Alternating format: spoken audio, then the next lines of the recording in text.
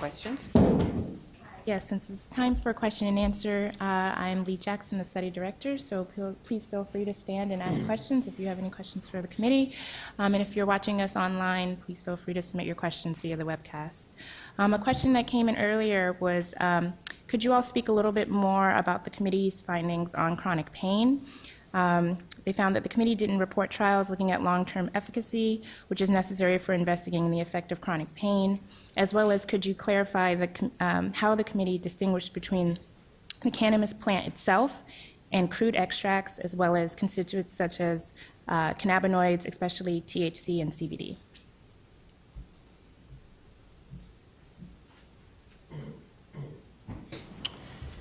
Yeah, so I think part of the answer to that question is, we had a set of procedures laid up front in terms of the committee and how we approach this, and what we tried to do basically was stay true to the literature, and the literature is somewhat limited in terms of these issues of long-term efficacy.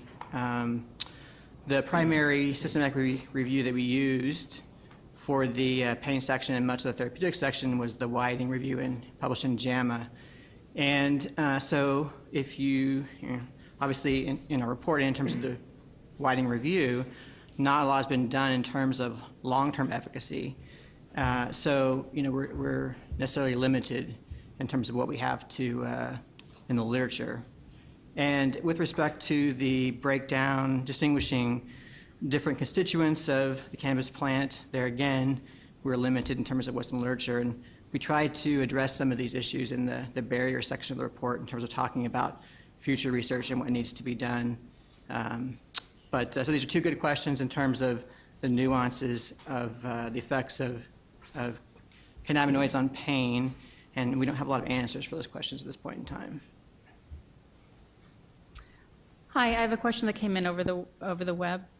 Why did you exclude case reports, N=1 trials, and conference abstracts as evidence?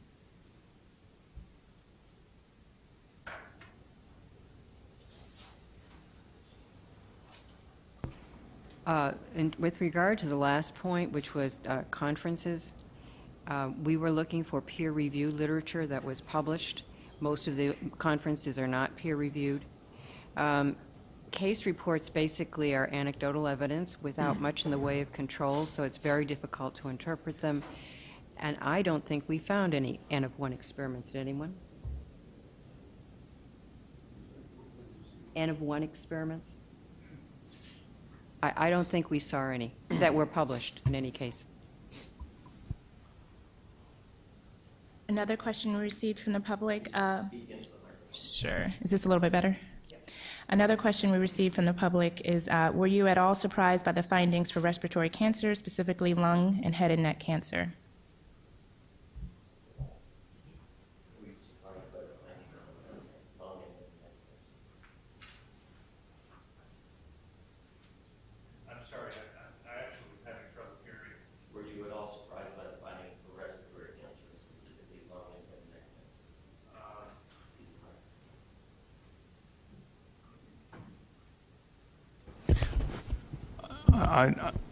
I think we took as we approached this systematic review, we took a tabula rasa view of all of this and just looked at the evidence.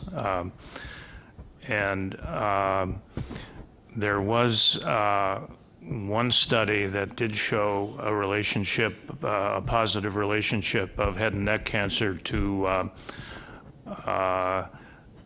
cannabis use, regular cannabis use. On the other hand, the meta-analysis that included that study basically found no evidence overall of the 6 or 7 studies that were available to that suggested an effect. So I think our view was that we went with the meta-analysis, and I think that was probably a good idea based on the evidence that's before us. Can I just add that, unlike tobacco, which people consume and inhale large quantities of, people don't really ingest that much cannabis by way of their lungs at any given time.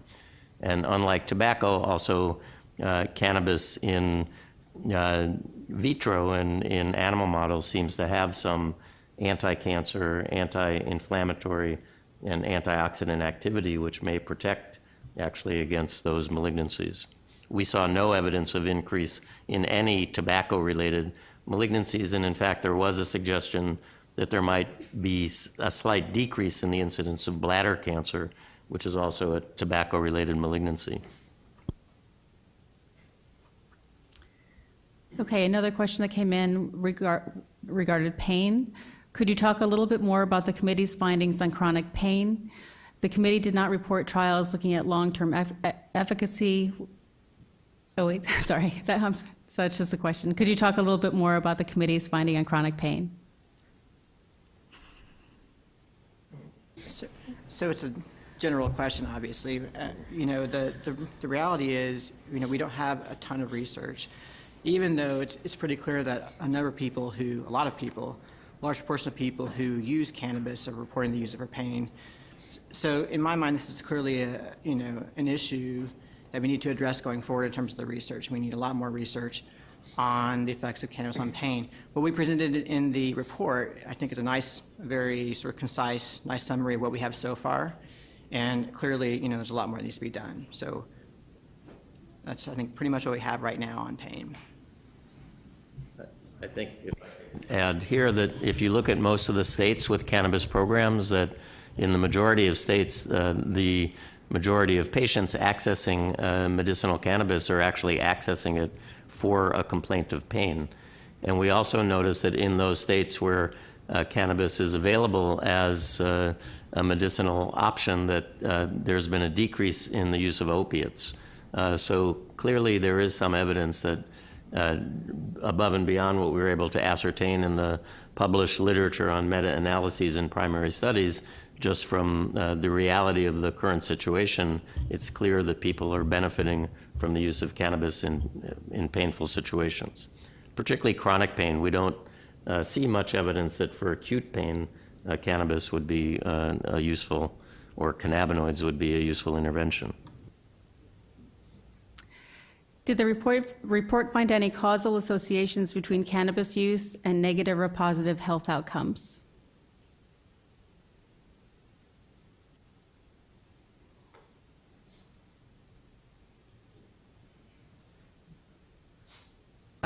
We did have 100 conclusions to that effect. But the main ones, in terms of those, were listed on the slide that I had somewhat earlier. Let's see if I can get that one. And these are the ones with the strongest evidence, which relates to developing chronic cannabis use disorder, the lower birth weight in pregnant women who smoke marijuana, chronic breathing problems. And as we mentioned, the benefit here was in some folks there was a relief of symptoms of chronic pain, or muscle spasms due to multiple sclerosis, or nausea and vomiting from cancer, chemotherapy. I think we were impressed, however, about the sort of lack of evidence for many of the questions that we were pursuing, and it was pretty sparse.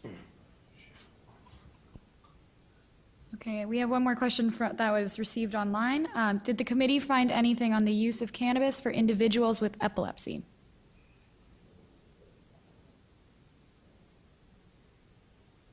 I was actually just going to comment in response to the last, that with regards to the published literature, there is not very strong evidence supporting the use of cannabis or cannabinoids in epilepsy, but we do know that there are ongoing clinical trials, particularly of CBD, cannabidiol-related products, that seem to be showing some benefit, particularly in children with refractory seizure disorders. Those studies, however, have not yet been published and have not made it into the medical literature. If they did, they were published after our committee cutoffs. So I think that this document is not the end-all and be-all, and there is more research coming down the line that perhaps will, if we were writing it today, our conclusion might be somewhat different. But I believe we concluded that there was no evidence or insufficient evidence that cannabis or cannabinoids were useful in seizure disorders. However, again, I think ongoing and perhaps completed research may make us, if we were writing this today, perhaps change that conclusion.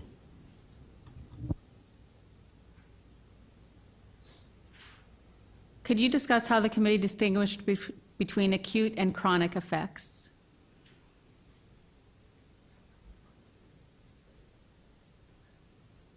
The committee focused predominantly on chronic effects for long-term use. I will say that we did explore some of the consequences of acute intoxication in terms of motor vehicle injuries, occupational injuries, and emergency room use, particularly for ingestions by children of edibles. But we did not actually pursue the issue of acute use at all. I'd like to just add from that, from the cardiovascular standpoint.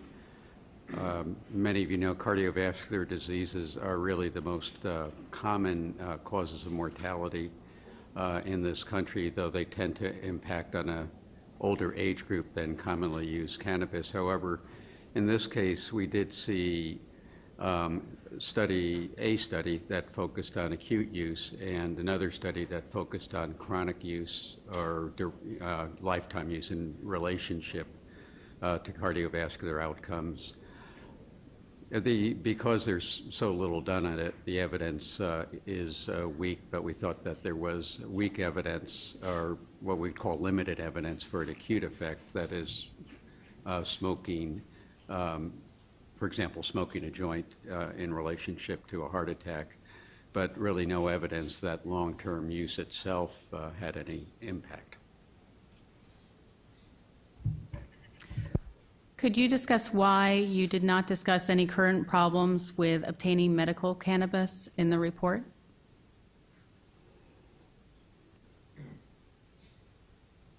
Looking for the effects on the health problems that we cited, we found at that point is really a point of policy and regulation, and that was not part of our charge. Okay, we have one more from online. It says, please clarify the recommendation for cannabis use for combat PTSD.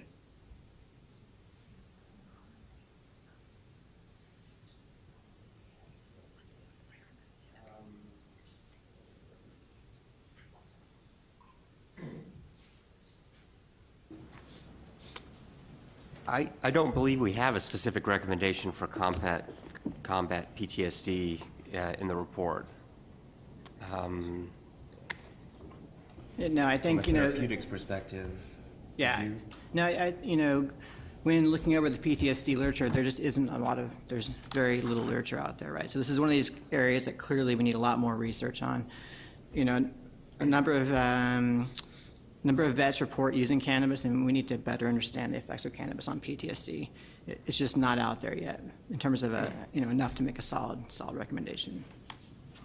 I think actually the report has some conflicting statements. In the mental health section, there was an article that was found that suggested that cannabis use exacerbated symptoms of PTSD, whereas in the therapeutic section, we found that there was no evidence or insufficient evidence that cannabis use was effective in treating patients with PTSD. And again, as Kent was saying, this is a little bit incongruous with the reality of the situation. In New Mexico, I believe the most frequent reason that people are accessing cannabis is for PTSD. I think it's, last I heard, 6,000 of their 12,000 cannabis registrants were using it for PTSD. And as we know from warriors returning home since Vietnam, in my experience, they've used cannabis for PTSD symptoms. We also know from anecdotal reports in Israeli nursing homes that a lot of Holocaust survivors benefit from cannabis and decrease their PTSD. But again, the clinical trials demonstrating conclusively that cannabis is of benefit are not existent at this time. So I can just clarify a little bit in terms of the mental health effects with their 12-11, that there's limited evidence for an association between cannabis use and severity of PTSD symptoms. So we don't really make comments about the causality between that association, and it's certainly possible that patients with the most severe post-traumatic stress disorder are using cannabis proportionally more than patients with less severe disease, although the converse that cannabis may have some adverse effect on the disease progression is also just as likely, and we just don't know the answer to those questions. However, the evidence was limited in our judgment for this conclusion in any case.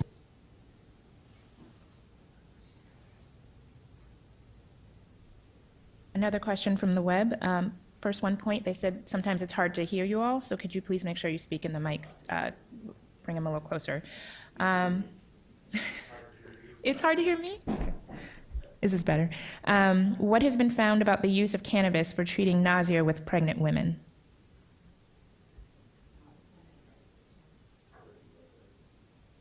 There was no evidence that we found for that, although we know, and particularly from New York Times today, that women are using it during pregnancy. The only effect that we could really see was on birth weight, and one on anemia, which we couldn't explain. But birth weight was clearly one that could be both justified by the literature review as well as the plausibility of smoking causing decreased birth weight. Okay, another question from the web. Could you please clarify how the weight of evidence categories were assigned to the research literature?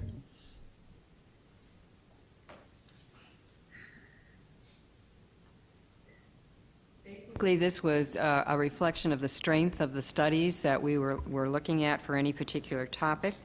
So for therapeutic effects, conclusive evidence, that is, you really think there's a causal mechanism, that there's strong evidence from randomized controlled trials to support the conclusion that cannabis or cannabinoids are effective or ineffective treatments for the health endpoint. For other effects, besides therapeutic effects, there is strong evidence from randomized controlled trials to refute or support a statistical connection between cannabis and cannabinoid use and the endpoint of interest. And for this level of evidence, there needed to be many supportive findings from good quality studies, and I mentioned that two people ranked the quality of the studies with no credible opposing findings. For substantial evidence, not conclusive but substantial, for therapeutic effects, there is strong evidence to support the conclusion that cannabis or cannabinoids are effective or ineffective. For other health effects, the strong evidence to support or refute a statistical association in the health department. For this level of evidence, there had to be several supportive, good quality studies with very, very few opposing the finding. For moderate evidence, there had to be for therapeutic effects, there had to be some evidence to support the conclusion, and for other health effects to support a statistical association. And for this level of evidence, there had to be several supportive findings from good to fair quality studies with very few or no credible opposing findings. A general conclusion can be made, but limitations including chance bias and confounding cannot be ruled out. For limited evidence, there was weak evidence in either supporting the therapeutic effect or the statistical association. To get there, you had to have findings from fair quality studies and mixed findings, with most favoring one conclusion. And for no or sufficient evidence, there is no or sufficient evidence to support either a therapeutic effect or statistical association. And for this level of evidence, we are talking about very mixed findings, a single poor study, or a health point that's not been studied at all.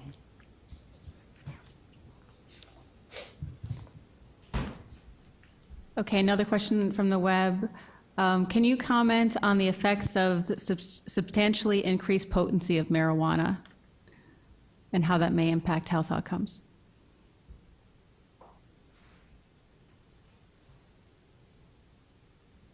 I think the issue is that the vast majority of a lot of the data we looked at did not really take that into account, so that the escalating potency of cannabis, especially in the past 10 years, really, that hasn't caught up with a lot of the literature, I felt like, at least reviewing the studies in the mental health area. So I think in the next 10 to 15 years, studies that are either observational studies or experimental studies using higher potency cannabis may yield potentially very different outcomes than those that we reviewed, and we may come to different conclusions based on differences in potency. I don't know if anyone else has. To add to that, that there's virtually no literature on other forms other than smoking. So vaping, dabbing, all of that, that's all still to be studied. Edibles, whatever have you. And with regards to therapeutic use of cannabis, cannabis in this country all comes from the National Institute on Drug Abuse, and they have expanded the potency of the products they have available for research. But in the past, most of the studies that we investigated, the potency of the cannabis was quite low. 3.5% is what was generally used in most of the clinical trials that were evaluated for therapeutic effect. One more thing I'd like to add is that increased potency could logically, though we don't know, decrease the impact on chronic respiratory illnesses, because less smoke would need to be inhaled to get the same amount of dosage.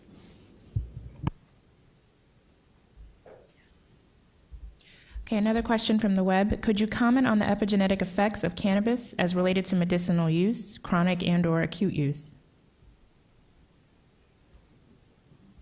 Could you repeat that? Yeah. Could you comment on any epigenetic effects of cannabis as related to medicinal use? And then they want to know additional details as chronic and/or acute use.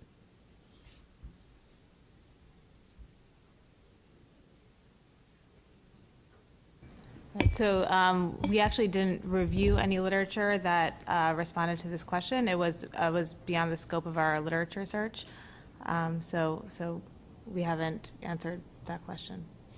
Yeah, as far as I know, there's very little evidence on the epigenetic consequences of cannabis exposure, certainly not in humans. The work in preclinical models is just starting. So in terms of epigenetic mechanisms by which chronic cannabis use may affect long-term health outcomes, I don't think there's anything known about that. Hi, my name is Alejandro Sofefa from SAMHSA. 18 years ago, the IOM report, the Academy was tasked to do a similar report.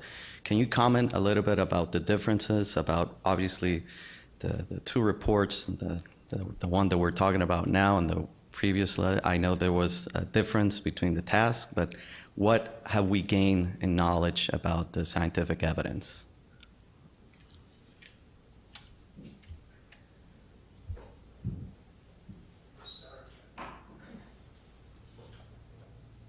So that's an important question. And to begin with, there was a lot of literature since 1999.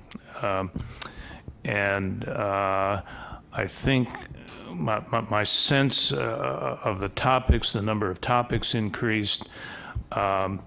And also, I think of some importance, the use of more structured systematic reviews and meta-analysis and so forth had grown a tremendous amount since that last report was written. So I think a hard look at the evidence was present here that just wasn't available in 1999. I would say, unless I'm wrong, if you look at the main positive conclusions that were presented at the beginning of this meeting, I think with the exception of maybe the chronic breathing problems, I don't think you could have made any of them 18 years ago, I'm pretty sure.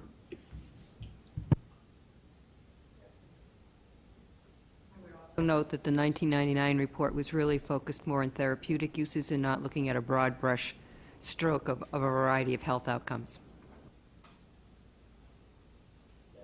The mental health perspective, some of the strongest conclusions that we made were from data that were from after that report was published. So the strongest meta-analyses have been published in the past 10 years, and so those conclusions would not have been able to be made in the 1999 report. Okay. I have another question from the web. Doing research on cannabinoids is extremely difficult due to the DEA. What recommendations would the NAS make to the DEA to facilitate this? For example, the classification of CBD as a Schedule I narcotic.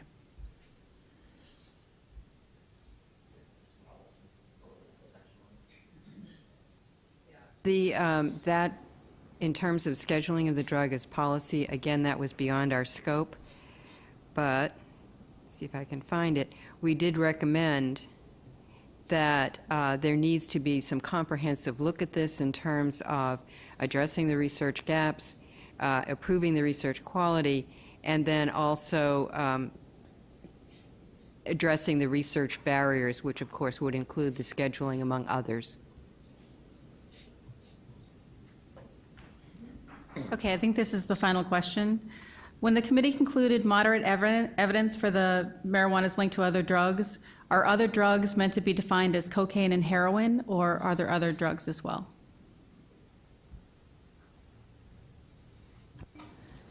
So the conclusion was actually based on studies that lumped all illicit substances together. So there isn't yet evidence to distinguish between the association between cannabis use and, let's say, cocaine alone, or opiates alone, or methamphetamine alone. So the conclusions are made based on tobacco use, alcohol use, as well as illicit substances lumped into a whole. Thank you. I think that's it for the questions for this panel, and we'll just set up the next panel.